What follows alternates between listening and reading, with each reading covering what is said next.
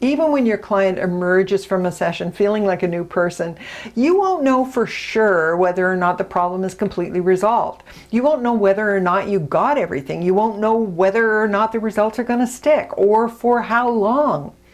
To get a complete healing of an issue, you need to take care of all the aspects that are contributing to it. And the only way to know for sure that you got everything is to test the results.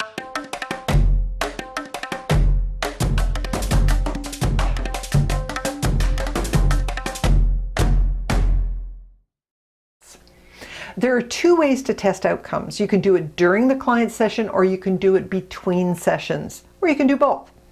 The tests you use during a session are really just preliminary tests.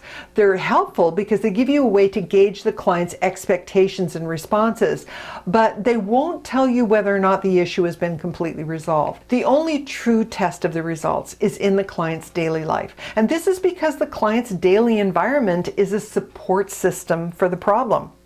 And whatever is supporting the problem has to do with the status quo.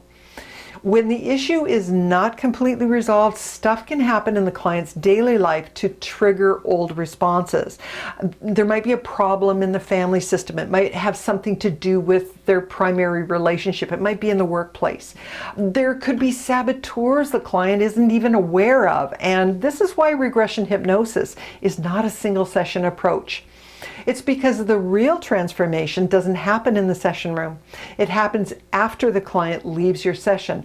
That's when post-hypnotic suggestions are going to take effect. If all you do is see a client for a single session, you'll never know whether or not the problem was resolved for good. If there's a recurrence of symptoms or things get worse, you may never hear about it, and the client will just assume that hypnosis didn't work, which is really a shame. Getting the problem resolved for good could just be a matter of resolving that one last thing. So if your goal is to get a lasting result, the single session approach can rob you of your success. It doesn't give you the time you need to uncover everything that's been contributing to the problem, and it doesn't allow you to thoroughly test the results. Even if you are successful at getting that single session miracle, you won't know for certain whether the client is going to be able to hold on to the changes. You need to test the results under real life conditions. That's where the rubber meets the road. So you need at least one follow-up session. Having a follow-up session will allow you to test the client's responses between sessions. That way, when they come back in for their next session, you'll know, because the feedback they give you will tell you whether or not the issue has been completely resolved or whether there's still something there calling for resolution.